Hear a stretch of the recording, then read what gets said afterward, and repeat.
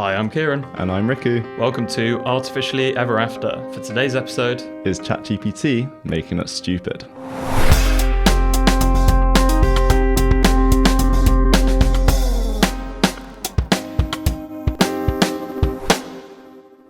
Well, hello everyone, welcome back. Hello, thanks for tuning in. Yeah, thank you. Big question today.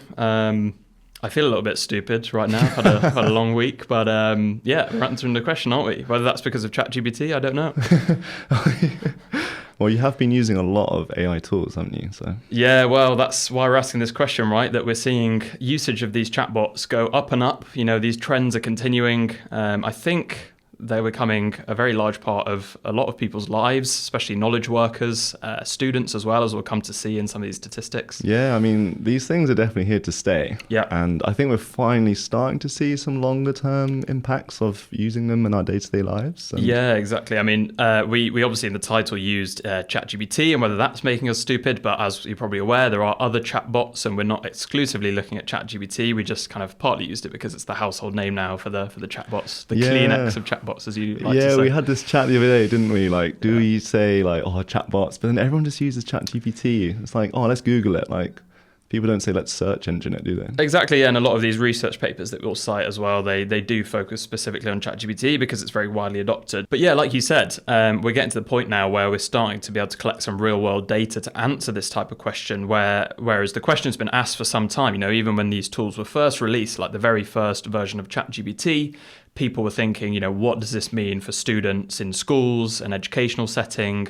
We are going to look more broadly of that, but you can just imagine, you know, in today's world, we have like a high school student who's used ChatGPT for absolutely months throughout their whole term. You know, maybe they've had very few assessments or just kind of had homework even, and then they get to the end of their term with all their assessments and they absolutely flunk all their tests. You know, this could very easily be something that we see happening now because of the amount that students may be using these models and potentially becoming dependent on them. Yeah, I mean, I've done like lots of teaching from the university, and there was like a whole, I mean, ever since ChatGPT came out, it's just been stress about how to do marking, how to do exams and things. So we'll definitely be touching on the education sector, but also the professional environment as well in this episode. Yeah, exactly, because we see a lot of knowledge workers starting to use ChatGPT and other chatbots as well to assist with their work. So it's obviously a very kind of nuanced and complex question because, you know, overall output from, you know, students or professionals may appear to increase. You know, they might be completing more tasks or getting higher scores on kind of homework or tests.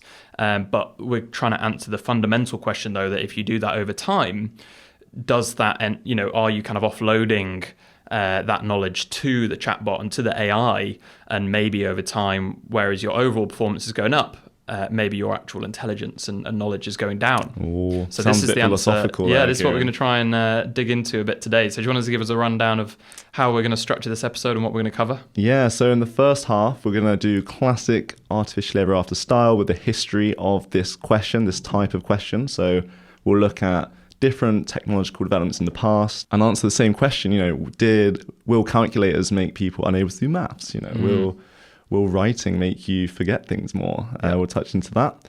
And then we'll talk about this idea of metacognitive laziness. And that sounds scary. It sounds scary. And it's kind of about our human tendency to just do the bare minimum, which I'm not trying to insult anyone there, but I think we're all... Yeah, are you projecting there, Riku, or is that... Speak for yourself. Yeah, I think that's a trait that we all are guilty of at times. And then after the fun facts, we'll talk a bit more philosophically and conceptually about whether cognitive offloading is a problem, how it can actually be a benefit.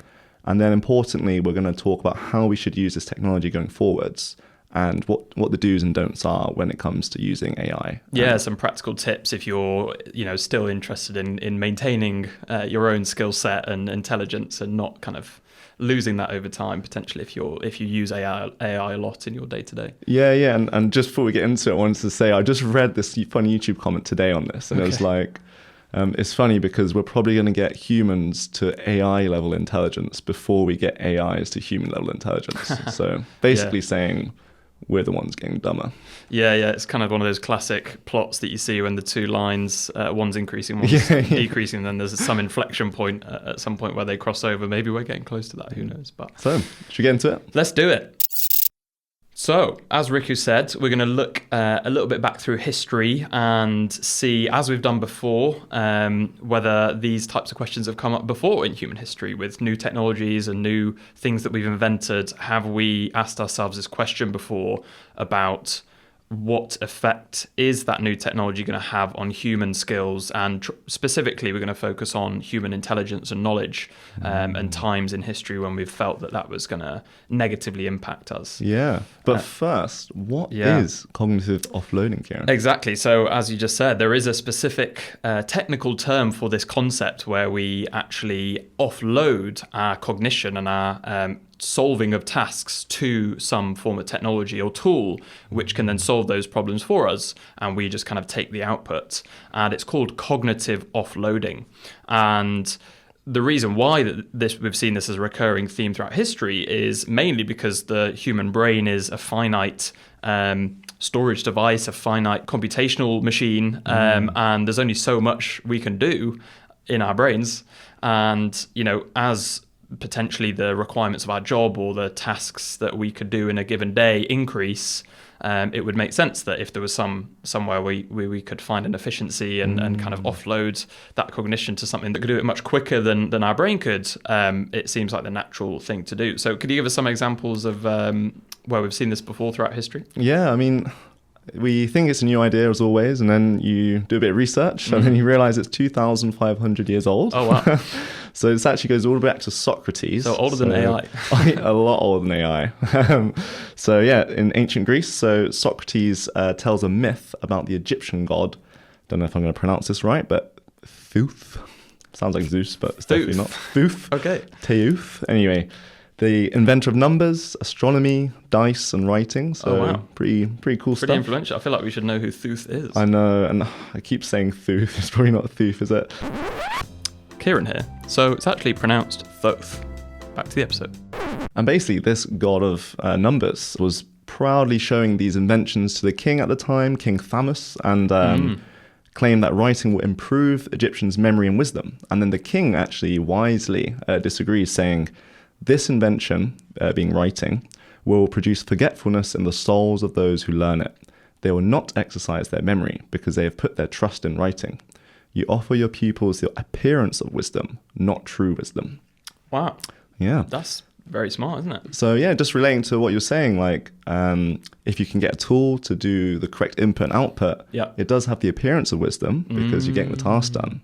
But is it true wisdom? So yeah, in modern terms, this is like Thamus's warning that offloading all this like cognition can weaken your internal ability to do those things, and it gives people an illusion of knowing that they of believing that they can do these tasks. So very interesting. Yeah, I think that's exactly cognitive offloading, but the 2,500-year-old explanation. I think it's probably safe to say that was the first time someone had thought of that. Yeah, it does go to show, doesn't it? Every time you think you've thought of something, there's always someone before you. But yeah, since then we've had new technological advancements also accused of making us less intelligent, such as the printing press. People thought that would ruin memory. And actually there's been studies showing the opposite, that reading books, especially novels, actually strengthens your memory. Because you actually have to exercise like quite a long-term memory when you read a book. Because that's true. Just think, if you're always asking like, oh, who's Harry again? You're like, oh, it's the main character of the book, right? Yeah. Like you need to train your memory actually throughout reading. So yeah, writing's a good, writing books and reading books is a good example of actually the opposite happening. Yeah. I found an interesting thing, and it's one that I can relate to, which is about taking notes. So if you're reading a textbook and you're reading a fact that you need to remember, you write it down and you just think, oh, because I wrote it, I'll remember it. If you do that, that will actually negatively impact your learning. Okay. Whereas if you actually test yourself on the thing you wrote down, then that massively increases your ability to remember it. Makes sense. Yeah, it sounds obvious, but someone did the study and showed that. So there is definitely some risk of cognitive offloading, even with writing. Yeah. Another really cool one is the calculator. I think a lot of people were worried that the kids will never learn to add. Yeah. And I remember when we were at school, actually, like there was a calculator exam and a non-calculator exam, and specifically to make sure that kids can do the non-calculator one. And we've actually found not a clear negative impact with this. And in fact, sometimes children feel a lot more positively about doing maths when they're given a calculator. So they can work on the concepts of actually solving problems rather than that kind of turn the handle, do your like brackets, indices, and that whole algorithm of doing the maths. Let the calculators do that, so you can do the fun stuff. So yeah, I wonder if those tests had specifically looked at your mental arithmetic ability though, and how that's changed since the advent of calculators compared to maybe just overall math test scores, because surely there's some very specific skill set that's been weakened when you obviously rely on a calculator. I wonder, I don't know, but I mean, I definitely think that my like basic arithmetic's definitely a lot lower than me too. Than it was at school when I had these calculator exams. Yeah. An interesting one as well is using computers. When you write on a computer, you don't need to actually have good handwriting anymore. And interestingly, we find that like in Japan, like you use the Chinese alphabet, which are these really complicated letters where each letter is actually a whole word. And Japanese people now have kind of lost the ability to write a lot of letters. Yeah, I remember you talking about this. Because they're typing them all. Yeah. And although they can perfectly read all the letters that they ever remember, if you get them to write like a handwritten letter to you, they'll probably have to Google like every third letter that they're trying to write down. So that's a clear example of true cognitive offloading and decline due to technology. Another interesting one is GPS. So there's been a really cool study where cab drivers in London, so taxi drivers, are shown to have a much, much bigger hippocampus than bus drivers. So taxi drivers are asked every day, every trip, to go a specific route, whereas bus drivers are given a set route for the whole day. And this variation in the cab drivers' day-to-day has massively grown the hippocampus, where the bus drivers have a much smaller one. And there's also been studies that show that using GPS, so say you drive every day without GPS and you start using one, it will reduce your spatial memory. I remember back in the day, reaching back in the car when my parents were driving and flicking through the AA roadmap, guiding them where to go, kind of trace my finger along. That not that seems like a skill that I should need to know. Maybe if I ever get lost and need to do some orienteering, I'll struggle now. But And it kind of makes sense, right? Like if you're constantly reminding yourself, right, second left, then the right, then the left, like you're going to build some spatial memory. But if you're just following a blue little line and like an icon. Yeah, exactly. Yeah. I know I'm extremely dependent on Google Maps and like my sat nav now when I drive, that we're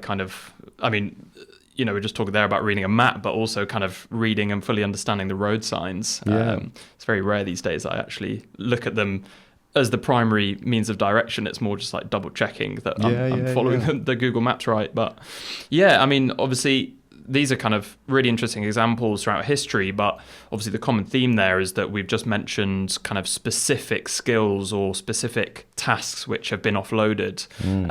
Whereas, there's obviously this big question that we're going to get onto now with AI, which is what happens when the tool in question is not able just to kind of do one particular task for us, but a very, very wide range of tasks, and also specifically reason about problems as well. So rather than, as we were just discussing about like an input and an output, like the calculator, imagine if rather than a tool where with a calculator, you still have to put in the numbers, you have to decide which numbers to put in and what to do with that output. Whereas imagine with some AI, it kind of reasons about which numbers to put in and can like read the problem. Like that's obviously a very, very different type of offloading that we have there. So just a few things to kind of prompt ourselves to ask whether this actually falls into the same category or if this is something different now. So obviously, as we just mentioned, the breadth of tasks that AI can handle.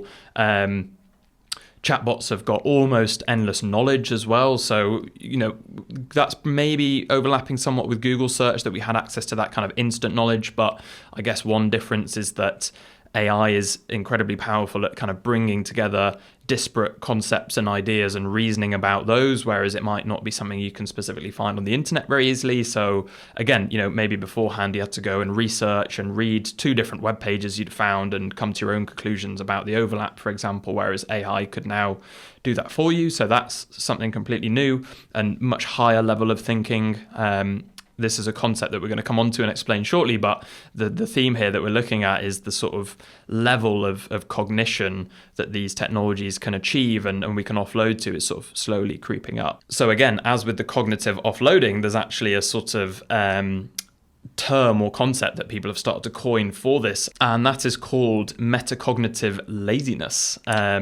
So as the term implies, so the laziness hints at the fact that we're kind of offloading, we're letting the technology do those tasks, and the metacognitive aspect is essentially meaning the ability to kind of think about thinking. That's what metacognition is in a kind of psychology setting. So rather than some kind of very low-level input and output response, these tools can now go away and reason on a much more complex level and higher level of thinking than we've ever seen before. And this is where the concern lies, in that is that eroding some kind of critical thinking skills and the ability for us as humans to then take information and process it and draw our own conclusions. Yeah, I mean, I think that metacognitive laziness is marrying the idea that, I mean, I mentioned it earlier, calling everyone out, saying that we have a tendency to do the bare minimum. And we're going to touch on this actually later on in the episode, but that is very much the case. Yeah.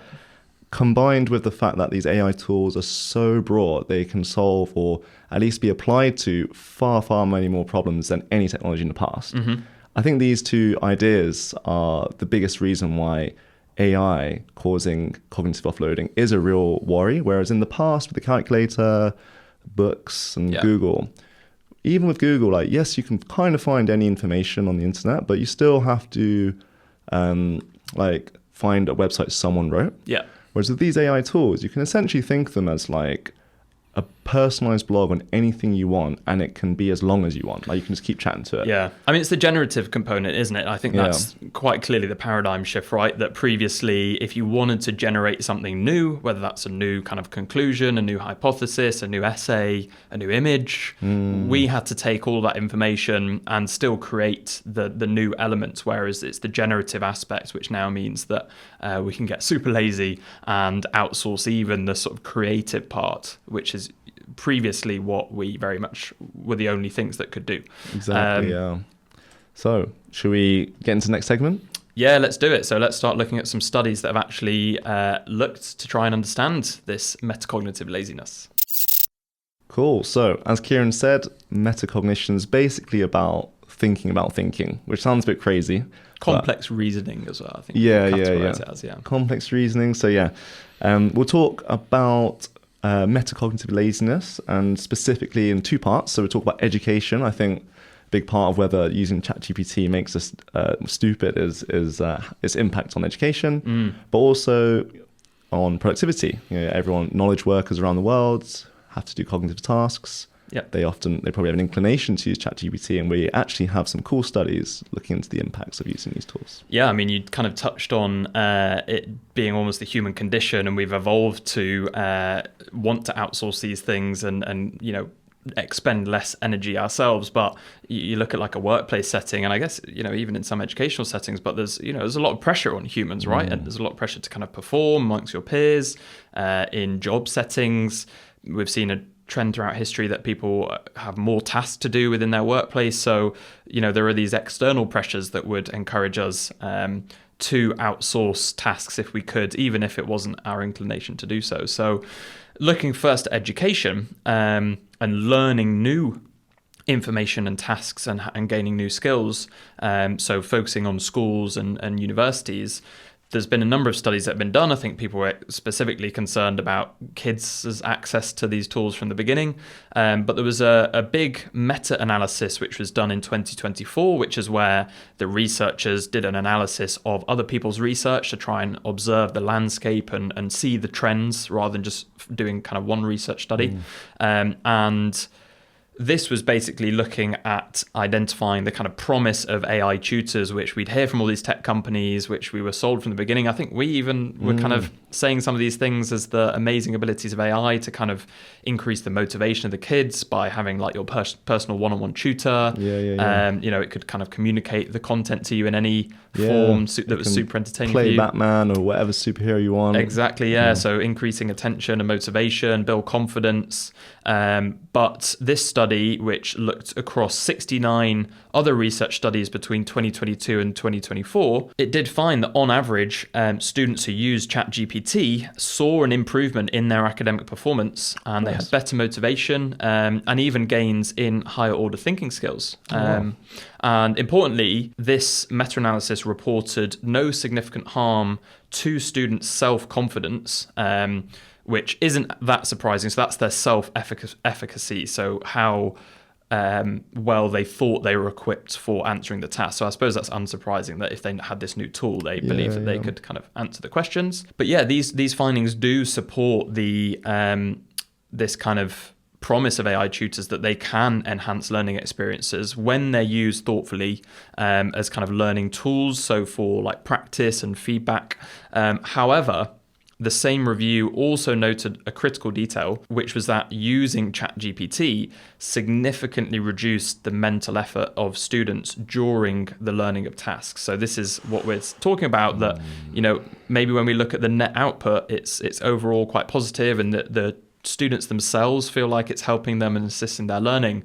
But in doing so, you know, maybe we've not decided on whether this is a good or a bad thing yet, but we can see that the actual effort that is required to learn has been significantly reduced, which doesn't seem too surprising, right? That these, you know, if the students are relying on the chatbots doing all the heavy lifting, you know, are they actually mastering the material, or are they just kind of getting the right answers given to them? So we'll now look at some studies which potentially indicate the latter. So these are some newer ones where AI might boost your immediate performance while kind of undermining real learning. That's really interesting. So at first I thought that was suggesting that ChatGPT in the classroom is kind of like the calculator, where it kind of helps people's attitudes to learning and actually could have a positive impact. But that's quite worrying that people are noticing a much lower cognitive load on students themselves. Like maybe a longitudinal study, like one over a much longer time frame, could show the possible negative impacts. Exactly. So following that, there was a study at the end of 2024, which was literally titled "Generative AI Can Harm Learning."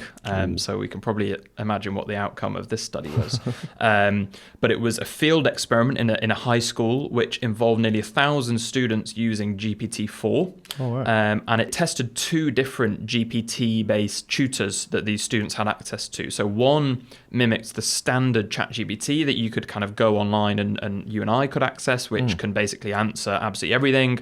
But then the other chatbot they had access to was called GPT Tutor, and this was specifically designed to safeguard learning by not just giving you the direct answer, but kind of prompting you in the right direction of getting to the answer, where you had to ask yourself some sort of questions. Right. So answering a question with a question. Exactly, that sort of thing. Yeah, it's who was that? Was that Socrates as well? And what we saw from the outcome of this study was that access to ChatGPT, GPT-4, it significantly improved performance on their kind of homework assignments and tests throughout the term.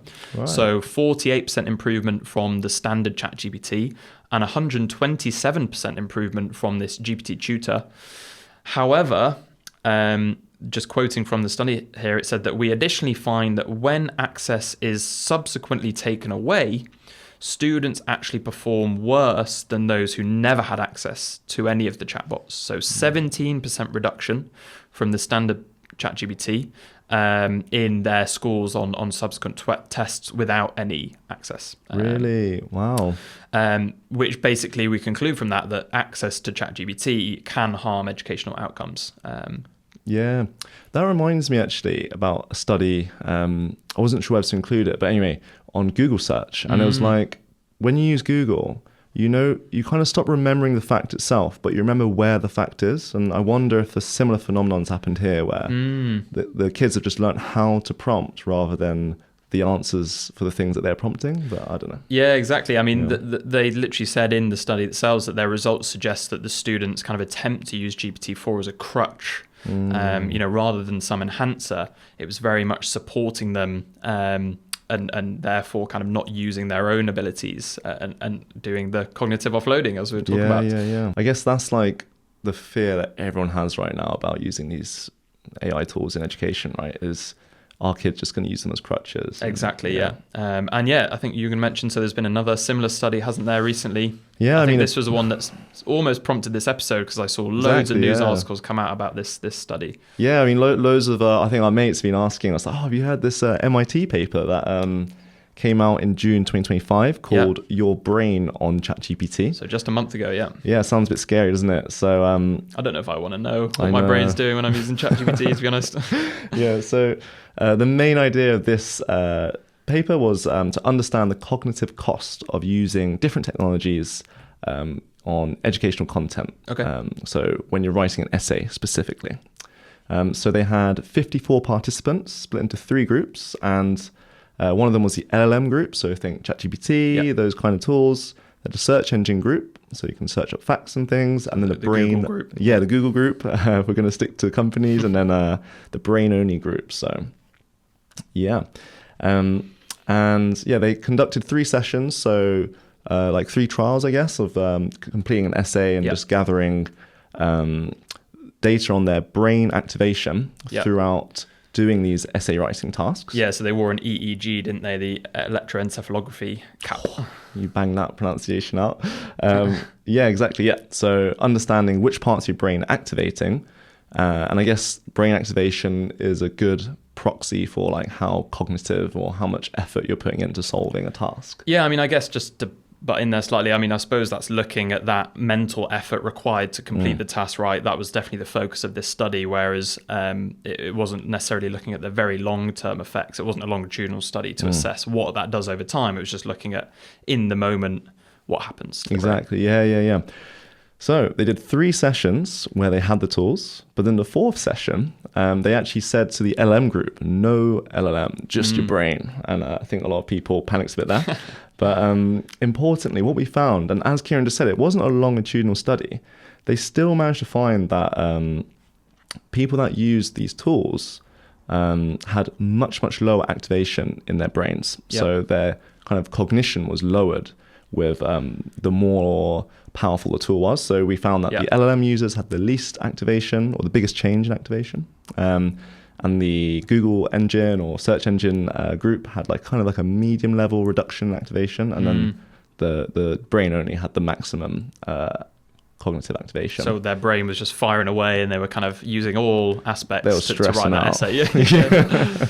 Yeah, I wonder, they should have had maybe they had a heart rate monitor on them as well, who was actually stressing the most. And but what's so not only was there a decrease in brain activation with the more powerful tool you were using, they also found that the memory for your own words drop with when you're not using your brain as much. So to say that again would be that the LM groups couldn't really remember quotes from their own essay. Yeah. Whereas if you wrote the entire essay yourself, you'd be able to quote bits of it and actually remember it. So, and they asked them that question only like a few minutes after they wrote the essay, I believe, as well, didn't they? So it's not as if it was like a few days later. Yeah. Wow. And the even scarier thing is that the LLM group that were, they use LLM for the first 3 essays and then not for the 4th one, even when they switched to no LLM, their brain still wasn't fully activating. So they call this cognitive debt. It's almost like your brain got used to activating less, and it's kind of taken some time to remember how to fully activate. Yeah, you just kind of dozed off, basically, just having a chill time. Wow, so, that's very interesting. Very scary stuff, isn't it? It's an early signal, so it's not like a final verdict. It was only for this one task. It was a small group. It wasn't for a long period of time, but there seems to be some quite significant results just from here. Okay. And just really quickly to touch on one last study, just because I thought it was quite different and super interesting before we get onto productivity. So Anthropic, who are actually one of the developers of one of the big chatbots, Claude, they released an educational report in April this year, which basically asked the question about how do university students actually use Claude. So they noted that most discussion around this topic so far has relied on kind of surveys and controlled experiments like the ones we were just discussing, rather than direct evidence of how they're actually interacting with the chatbots. And obviously, it's only these big AI companies that make the chatbots that actually have access to this data, unless they go and release it all, which they're not doing just yet. But anyway, They did this large-scale study on 1 million anonymized student conversations with Claude. So a very large study. And they basically looked at what they were prompting these chatbots and what they were asking them and the types of conversations they were having. And they assessed this according to something called Bloom's taxonomy, which is basically a framework for categorizing types of thinking skills. And like we were discussing before, like how much cognition they require, ranging from kind of lower order to higher order thinking. So basically what we saw was that if we kind of look in the kind of relation to this Bloom's taxonomy, the number of times the students were prompting these chatbots for very high order thinking questions was way more than the kind of very low level stuff. So we literally saw this correlation that most of the things students were asking were for these complex kind of problem solving questions, which they categorized into creating, so using information to learn something new and create something new. So that was 40% of requests, and 30% of requests were for analyzing, so taking apart the known and identifying kind of new relationships, whereas very, very small percentage of the prompts were to do with remembering, so literally just kind of fact recall. Maybe that's to do with the fact that hallucination is a well-known flaw of these models, that they didn't want to ask them kind of factual questions and they go to Google perhaps. But either way, nearly everything they were asking was to do with these very kind of complex problem-solving questions. Wow, so that's a bit scary, because if we talk about offloading, if we're offloading the most cognitive stuff, what are we left with? Exactly, yeah. We just got to remember stuff, which we're also not very good at. So. Yeah. So I guess the summary of these three studies is that true learning is difficult, and AI making things easier is kind of the opposite of that, right? Like if AI makes it too easy, it's not going to be hard enough for you to actually remember things. So and there's actually a word for this tendency that we've been speaking about in this episode, where humans essentially do the bare minimum, and it's called cognitive miserliness. And there are just some funny quotes that I wanted to read out from some established researchers in the field. They say, the rule that human beings seem to follow is to engage the brain only when all else fails, and usually not even then. Ouch. And then a more kind of accurate one is, or less joking one is, all animals are under stringent selection pressure to be as stupid as they can get away with. Yeah, that's more like it. I thought we were being a bit too human bashing there. I think if we reframe that in a more positive light, it's that we're super efficient at finding the best shortcut. Maybe. There we go. See, Kieran's out here addressing our guilt of getting AI to do everything. On that note, we done for this episode? Should we see you next time? Okay, so just to quickly wrap up this segment then, we're just going to switch now to professional environments and productivity. So there haven't been loads of studies done here, which is why we're going to cover it quickly, just because it's probably a much messier environment and less regimented than academia and learning. But there was a really interesting study that just came out this year, which was another field experiment with very experienced computer programmers and developers. So coders, basically. And it was a randomized control trial to basically understand how these AI tools, which were the kind of state-of-the-art ones at the beginning of this year, affected the productivity of these seasoned computer programmers. And the developers only had relatively moderate experience with using these kind of AI tools and enhancements to do their computer programming. However, they had on average 5 years of experience with the specific tasks that they were being assessed on. So they were very comfortable with what they were doing, which hopefully meant that any changes that we'd see would be a result of the AI. And the thing that was super interesting, which maybe is kind of throwing a spanner in the works with what all these AI chatbot developers and software companies are telling us, and even what we're believing about how amazing they are for our productivity, the incredible thing that was before starting these tasks, the developers basically forecasted and predicted that the AI would speed them up by between 20 and 30% at completing their tasks. After completing the study, they were asked again, and they estimated that the AI actually did speed them up by around 20%. So that's what they thought, having completed the tasks. However, when actually timed and analyzed across all these developers, the AI slowed them down at the tasks by 19%. So completely the opposite. And this was also contradictory of predictions from experts in economics and machine learning experts who thought that it would speed them up by around 40%. So it was just completely flipped. So it actually slowed them down. And I think the key issue basically that they concluded was that time spent correcting and verifying the AI output massively outweighed the gains that they had. However, the one caveat, which may be a big one, because I think you and I both have experience with using AI for coding, and maybe this is just as equally as a shock to you, but they did have limited prior use with these AI tools and code assistance. So perhaps there was a learning curve that the study might not have been long enough to account for. But, in the time frame that they conducted this, and the number of tasks which they completed, which I think was in the order of around 300, it slowed them down by about 20%. Wow, that's really amazing. That's very surprising. I mean, I think one of the biggest selling points of AI is actually for coding. Yeah. Like we're told constantly that it's like so good. There's so many new companies now doing these what do you call it, vibe coding, where you just kind of talk to an AI, code this app, and it does it for you. And people are using them so much. I guess the one thing to note, though, that obviously I think a lot of these companies also note that one of the huge benefits of using AI to code is that it kind of reduces the barrier to entry. So these are very seasoned computer programmers. So maybe they were already so efficient. However, these chatbots can now allow someone who's got no coding experience or very limited coding experience to go and create something that they wouldn't have been done before. So maybe it's just not aimed specifically at these people. True. I mean, to give some intuition though behind this, like with these coding tasks, if there's an error at any point in that solution, in your code, it will propagate through the whole thing. So it is kind of a weird thing to completely delegate to an AI, because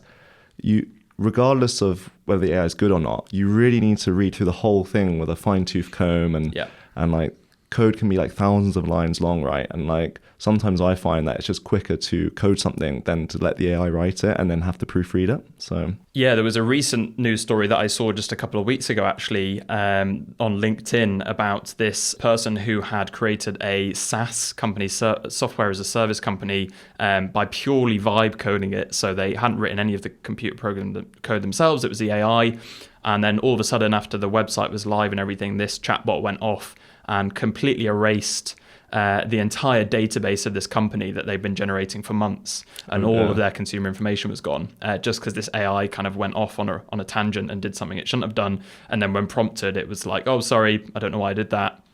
All your data's now lost. I think they did subsequently recover the data. But this is a prime example why we can't just shows how sensitive completely rely on these chatbots just yet. Wow. So basically, we have to be very critical of these claims that the AI companies are making. I think we covered a lot there, and annoyingly, effort is the algorithm. No matter what, putting in effort is how you build the skills to complete tasks yourself. So should we do our fun facts? Yeah, let's take a break. So fun facts. Don't sound too happy about it. I know. I have a fun fact that is very related to this episode, which is kind of like breaking the rules a bit. Yeah, we said we weren't going to do that, but crack on. All right, I'll keep it quick. So we're talking about cognitive offloading. So I was like, well, how much cognition does a brain have? Okay, that's a fun fact. Okay, cool. So it turns out that the human brain is estimated to have about 2.5 petabytes of capacity. So that is 2.5 million gigabytes. Wow. Which is a lot, isn't it? It's about 200 billion books. Well, I can't remember what I literally have at breakfast. I know, it's terrible, isn't it? Wow. But we only have 20 watts of power. Yep. So that's why you can't remember everything, because you can't think of it. You can't think of those 200 billion books at once. So you're telling me it's in there somewhere? Think of it, you've got 200 billion books in your head library, but you've only got a desk, and you're just a librarian flicking through some pages. Go through them. Oh, nice analogy. So that's why people can't really remember over 10 random numbers. Got you. Okay, ready? 428754. 428754. Yeah, fair enough. I wasn't sure what you meant by remember random numbers. Anyway, okay. Mine's completely unrelated, super off topic, but cool.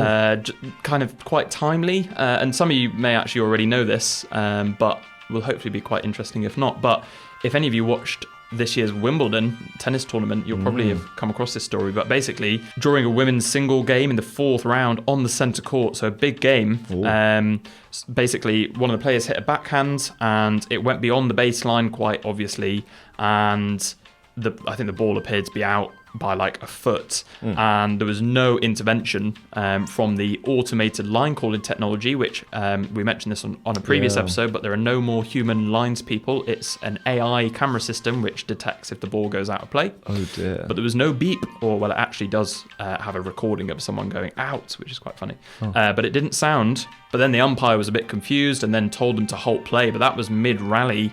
And they had to stop playing, and then there was a very long pause for 4 minutes of gameplay. All the crowd were like, what's going on? And then they found out that the camera system had been accidentally switched off by a human for nearly 7 minutes, where it wasn't detecting the lines. That's terrible. And that was 3 rallies that they played completely blind. And they completely had to replay the point as well, and it was quite a decisive point in the match. Oh no. But that's such an irony, right? That the computer system is meant to be 99.99% accurate, and the machine only goes wrong when the human presses the wrong button and switches it off. That is very funny. So yeah, that's my fun fact. That is really funny. It's like, how accurate is the machine and how accurate is a human on turning on the machine? Exactly, yeah. Clearly not very good at that. Right, back to the episode. Okay, welcome back. So now we're going to be asking the question, if we are doing a lot of this cognitive offloading, metacognitive laziness, which it appears these studies show that we might be, is that necessarily a bad thing? Like, what is the net outcome? Riku? Yeah, I think we just want to touch on the societal and conceptual side of this. So I don't know about you, Kieren, but I've noticed there's a bit of a stigma against using AI tools to get things done. Like, you might say to someone like, oh, I did this thing. And then if you just say like, oh, I used ChatGPT to help me, I feel like people are quite sheepish about saying such a thing. Yeah, I kind of notice when some people send me emails that they put through ChatGPT, and I'm like, pfft. Yeah, right. Even though I do it. How weird is that though? I know, it's bad. So yeah, I think we're at a very early stage in society in embracing this. We don't really know exactly where to put it. I mean, I do think there's a huge ethical problem with these large language models where they use lots of copyright data. So maybe that's enough of a basis to judge people for using them. So maybe it's good just to remind ourselves of why we even use these tools, and then kind of understand when someone says, oh, I use ChatGPT for this, like we can understand where they're coming from. So yeah, Kieren, do you have any positives of letting AI do everything for you? Yeah, I mean, obviously, we mentioned a lot of the negatives that came about from those studies. So the potential to lose some skills that we had before, especially the higher level kind of thinking ones. If we have over trust on these models as well, we know that they hallucinate. So these are all kind of bad things. And, if some people are using generative AI and some people aren't, that might kind of mean that we assess people unequally. So that's obviously a big problem. But, if we kind of iron out a lot of those issues and manage to assess people correctly, we might be able to start to look at what the potential benefits could be. So cognitive bandwidth, so maybe if we offload some of those thinking skills, we'd obviously have to be careful which ones. It could allow us to be sort of more creative possibly. And do more things. Yeah, exactly. Just do more stuff overall. And that once we kind of merge without, at risk of sounding too dystopian, if we kind of merge our cognition with the AI, then the overall output is way more than it would be without it, even if our kind of contribution is potentially less than half. Yep. Error reduction as well, right? So similarly with calculators, potentially certain tasks would benefit from having something that has much better fact recall or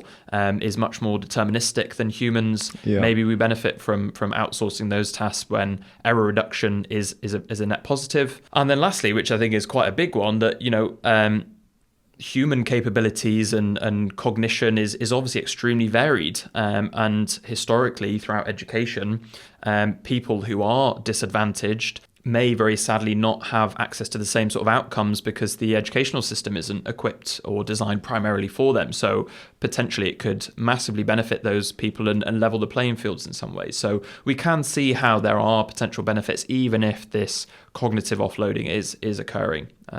Yeah, and I think that was a really nice summary of where the benefits are with integrating with this new technology. And yeah, I mean, you were saying earlier that you don't want to sound too dystopian. You mentioned how humans are merging with the AI and that transhumanism idea. But there's actually been an argument for a long time in philosophy about a person with a walking stick. So you can imagine someone with a bad leg and they cannot walk, but then you give them a walking stick and then they can walk. And then you have to decide whether is that walking stick a part of their body? Because as that person uses the walking stick, you'll notice that they essentially treat it like their new leg. Like they'll use it to sense where they are on the pavement, and they'll actually build some like cognition specifically for sensing what the stick is feeling. Wow, yeah. So yeah, of course, like there are no nerves in the walking stick, but you do gain much more sensitivity with your like right arm if you have one. And we call this extended mind hypothesis. So the idea that maybe your sense of self is more distributed, like it's more a factor of all the things that you use.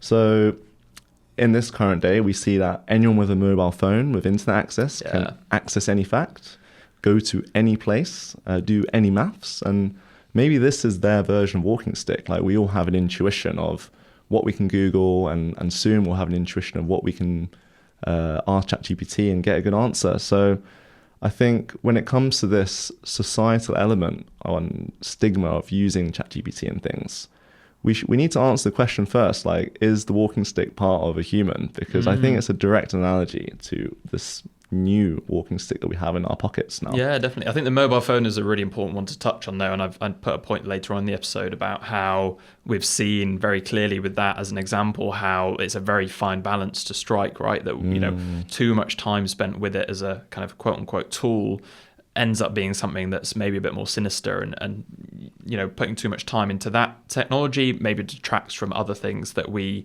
maybe in hindsight realize that we value a lot more. So you know, we have to be very careful that we don't kind of tread a similar path with generative AI.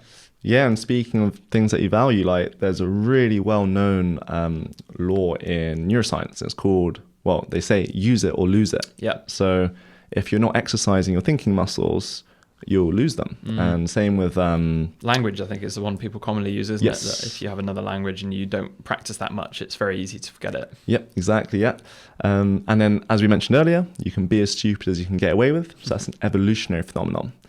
And I think these two mechanisms together really affect humans and make them kind of match the environment that they're set in. Now, if for any task where it's hard to tell if an AI was used, you can get away with using an AI. Right. So, and then you'll lose whatever cognition you would have needed for that task. So I think the core skill we need to learn now as a society with AI models is this idea of metacognition or meta learning. This is where you learn how to learn. So this is about kind of having a good intuition of what like cognitive muscles will be used for different tasks. So I think a good analogy is like if you think about the gym. So think of your average gym bro. They're like, I want to do chest, biceps, triceps. Like they know exactly what movements to do for those muscles, like bench press, like bicep curls and things. And you could probably guess what like muscle groups they're going to let the AI do, right? Like they know that squats, like calf raises, like they do your legs, and they actively don't want to do those things, right? And that's their choice. Like they want to shape their physique how they want.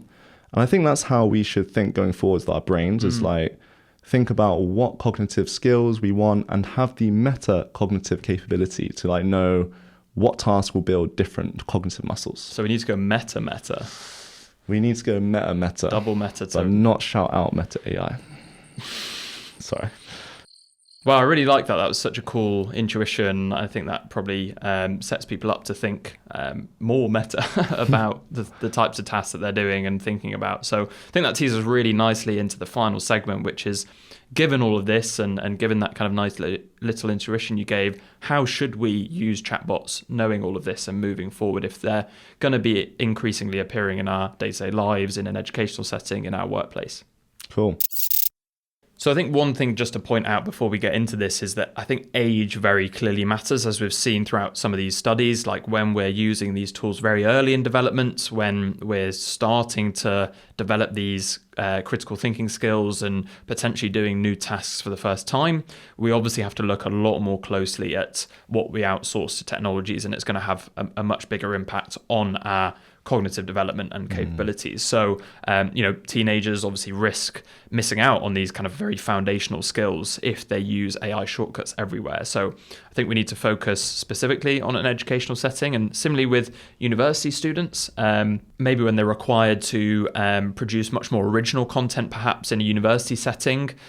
We could then potentially limit creativity, whereas that might be the inverse in school settings where we're just kind of learning facts and gaining those skills. Perhaps creativity is something that takes a hit in university students. Just to note, actually, there was a Pew Research Center survey that was just done this year, which found that the share of teens, so between the ages of 13 and 17, who say they use ChatGPT for their schoolwork, has risen from 13% in 2023 to 26% in 2024. And I'm sure doubling. Yeah, Oh, wow. basically, and probably going to be another big jump towards this year. So that's obviously a big setting where people seem to be using these tools, perhaps because they're not as closely observed with performing their work and doing their research. But then in professionals as well, this is another question that, maybe over-reliance on these tools can really lead to sort of stagnation, and skills which they may have had may start to erode without that kind of constant practice, like you were saying, use it or lose it. So I think all of them we have to look very closely, but there's obviously nuances depending on the age group and the area with which you're learning and performing tasks. So I think just some very general advice before we get into a couple of kind of specific practical tips that I'd found are that using AI, I think, can be fantastic for practice and actually providing feedback, giving you information to then go off on your own and look through and learn and come to your own conclusions, rather than a kind of one-click answer engine. So, if you have a question that you need to answer for your homework or in your university studies, rather than just putting in that exact question and kind of relying entirely on the output, or, if you have to write an essay for that question, asking ChatGPT to write the essay, see if you can prompt it in a way that gives you resources to then go and do your own critical thinking and draw your own conclusions from that content, because we know that they're really good at kind of browsing the web and finding out the right relevant resource. But the danger comes when we then don't think critically about that information and get it to produce the output that we want for us. And yeah, like Riku was just saying as well, so when we're doing these tasks, we obviously need to be thinking about specifically what the AI is very good at and what we are good at, and where we have our own limitations and what we might be limiting our development in. If think about the task that you're doing, whether that's in an education setting or in a workplace setting, is that task specifically designed to develop certain skills? And once you realize what those skills are and what it's actually trying to test you for, the way in which you prompt the chatbot may change so that you don't actually outsource those specific skills. So I think that's something that we now need to be critically thinking about, like you were suggesting. Yeah, I think a really important point with that is you'll make a good critic for fields that you're an expert in. Yeah. So as AI researchers, I think Kieren and I have a good ability to detect when the AI model is hallucinating when it comes to information that's telling us in the fields we know. Yes. But I find I'm the most nervous using these tools when I'm asking it things I don't really know, because I have no idea whether what it's saying is true or not. So I think just on that note, linking back to what you're saying, like when you're keeping this mental log of what skills you're learning, what skills you think, what topics the AI seems to be good at, the only way you're going to know is through interacting with it. And our advice is probably to start with stuff that you do know. Correct. And see how well it can handle that before you move on to stuff that you might not know. Yeah, and I think we probably got quite lucky, right, that we started off using it in the early days for a lot of coding stuff and a lot of the things that we do in our kind of jobs and our research, which is what these models used to be very good at specifically. They've obviously now got very broader at the things they can do. But to begin with, loads of people using them for computer programming. Yeah. So we got lucky that we kind of saw their inherent flaws, I think, from the get-go, because we were only using them or mainly using them for things that we were already doing. Yeah. Whereas potentially people might go to ChatGPT and have used it for something that they, maybe have completely never tried before or never done before. So, I think we maybe take that for granted, don't we? So yeah, I think just making sure that we're really positioning AI and ththese tools as a thinking partner and not a thinking replacement. So, copy and pasting bad, I think, is the conclusion here, that, we still need to very much try and create the original output ourselves, even if we're taking kind of bits of output that have been generated from the AI and kind of put them together, or anything that I ever kind of use from generative AI in writing, for example. I make sure that I proofread absolutely everything. I nearly always end up rewriting most of it. So yeah, I think this concept of copy pasting extends beyond just writing, but making sure that we are still thinking very critically about what it tells us and don't just take it as gospel. So some practical tips then that you can actually go and implement yourself. So some people have done some fantastic research on how we can make sure these generative AI tools, specifically within education, are safeguarding learning and they're not just giving us the answers. And I think we can all take some inspiration and actually implement some of these ourselves. So there was this research study which came up with this notion of a metacognitive prompt. So what they did was they had individuals who were in a learning setting, educational setting, and they were interacting with the chatbot and it was giving them information, but every now and again they would be prompted externally to the chatbot, but on the computer, like a sort of push notification almost would come up, and it would encourage them to pause, reflect, and kind of assess their understanding and try and consider multiple perspectives. So rather than just going down this rabbit hole with the chatbot and maybe going back and forth for sort of half an hour and then all of that information, you just take it. Every now and again, it tries to get you to stop, reflect, maybe do a bit of your own critical thinking before you move on, maybe sort of take a turn in a different direction rather than just letting the AI guide you. And some of these examples were things like, how closely does the response align with what you expected? Did you find anything unexpected? Another one, what perspectives might you be missing from your current understanding?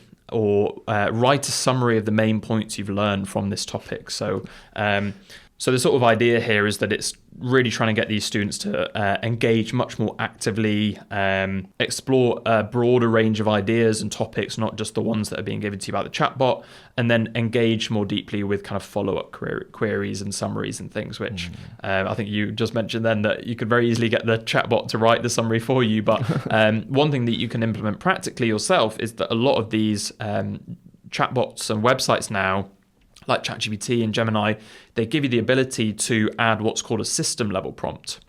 So for any new chat which you start with the chatbot, it will adhere firstly to the system level instructions that you give it for every response. So you can literally go in, and if you are concerned about this metacognitive laziness or offloading too much to the AI, you can let it know and make it aware that you don't want that to happen, and say, can you prompt me every now and again to think more critically? Can you not just give me the answer and maybe help guide me to the answer? So ironically, it's the AI that can actually help you with this, and they're very good at adhering to some of these system level prompts. Oh, nice. Yeah, that's some really good advice, like very practical. I think a lot of people don't know about the system prompts, so definitely. Yeah, I forget to use them a lot. I actually just went back through recently and just remembered that it was a thing, and actually spent quite a bit of time putting them in, and it really does help the response. I have different prompts for kind of different topics that I use the chatbot for. Yeah, definitely.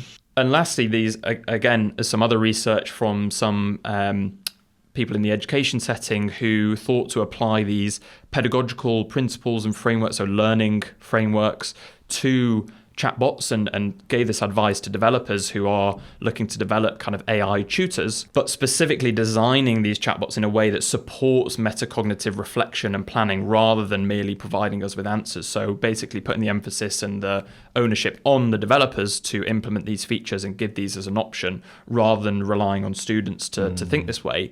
But the general concepts are the same, that these frameworks, and the specific one that they focus on in this research was called Zimmerman's Self-Regulated Learning Framework. But in essence, it implements very similar things that we were just suggesting before with the metacognitive prompts, which is that throughout the interaction with these chatbots, the AI, whilst you're interacting with it, will try and prompt you to plan and set goals of your learning. So rather than just kind of going off and chatting with the chatbot from the beginning, you think about what do you actually want to get out of this interaction? What are the skills which you're trying to gain or strengthen?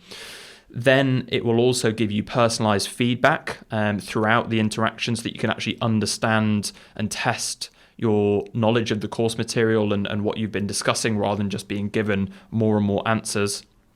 And then lastly, at the end of the kind of interaction, it will prompt the user to reflect on their learning process and really look at what information they've gained and what skills they may or may not have learned. So I think the general theme is the same here, that we just really need to be actively thinking before we interact with the chatbots about what it is we're trying to get out of the interaction, whilst we're interacting with them, really assessing and looking at what information we're being given and how we're using it, and then afterwards making sure we're testing ourselves for the skills which we set out to learn, and making sure that we're not offloading too much of that to the AI. Right. Okay, that makes sense. So let me, correct me if I'm wrong, but it sounds like this framework's for kind of handling the responsibility, because for us adults, maybe we are responsible for how we use this technology, but if we're going to integrate it into education, it feels like a lot to ask for a 5-year-old to think of the metacognitive prompt. Exactly. Whereas Zimmerman's self-regulated framework, it sounds like that is a way that you can prompt the model, so then when you give it to a child, it will kind of handle that metacognition for them. Maybe? Correct, yeah. Okay. So basically we're sort of saying that, the responsibility does lie on the users and the developers, and maybe the people giving access to these chatbots to the children, so the teachers. So I think everyone needs to kind of be conscious of what's going on here. But basically the second thing we discussed was more about the fact that from the conception and development of these models, if they're going to be used by children, we need to start thinking about adding some of these features to them before they even get access. Yeah. Okay, so I think we covered a lot there, but should we wrap up quickly and just look back at what we've gained from all of this? Yeah, so I think we spoke about a lot in the second half. We spoke about the societal aspects, and importantly, we moved on to like some more practical notes on how to use this stuff. And I think one really nice thought to end on really is like, maybe we should just think critically about what it means to be smart. And especially like when it comes to that idea of like, is the walking stick part of the person with a broken leg? Like maybe being smart is actually related to charisma or confidence and demonstrating your own knowledge. Like maybe from that argument, the walking stick is very much not part of the human body, and that as a society, we should value being able to do things unaided.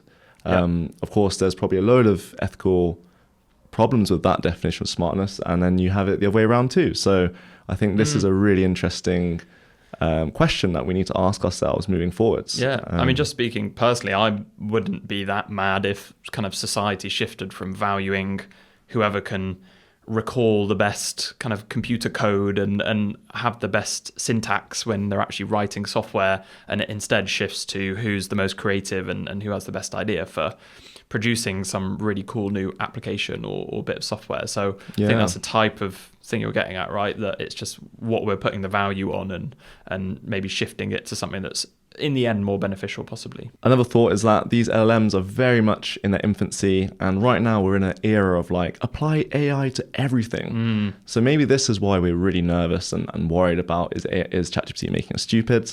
Maybe once this hype dies down a bit, so will the risk of offloading all our cognition. Yeah. So yeah, I think we definitely need to think about use it or lose it. I think that's the main message of this episode. And you as the user can decide how you want to use your brain and just have that metacognition and know, be aware of what skills you might be exercising and which ones you're willing to offload. Nice. Yeah, I think that's really good advice. And, I think we're quite lucky that we can be in the situation now where we talk about this stuff and look before anything bad has necessarily happened, or in the early days of using these tools, we're thinking really kind of critically about what it means. And I think this is quite a new thing that we've maybe not had the luxury of doing before, I think, with digital technologies, because it's very hard to see what their effects are going to be in the long term, or more than just the direct interaction with them. And I think social media is the perfect example of that.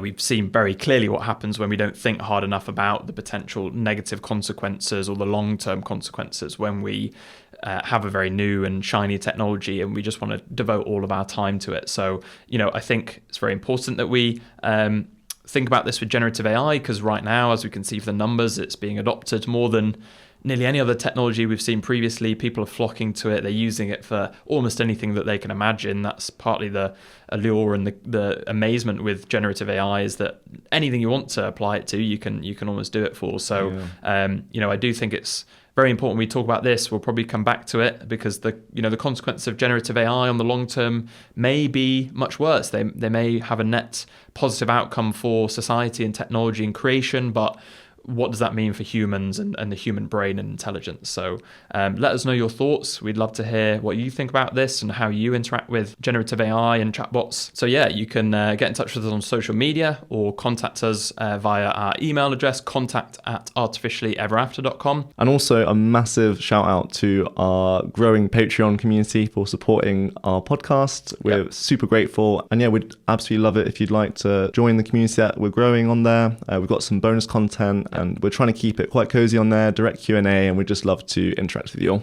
Yeah, and if you also want to vote on up and coming episodes and suggest new episodes, you can do that on there too. So yeah, our next episode, we're going to be going back to our AI and biology mini-series with AI Bio UK, and we're going to be discussing how AI is decoding your genes, so reading your DNA and understanding it. So yeah, stay tuned for that. Cool. So thank you all for listening, and we'll catch you next time.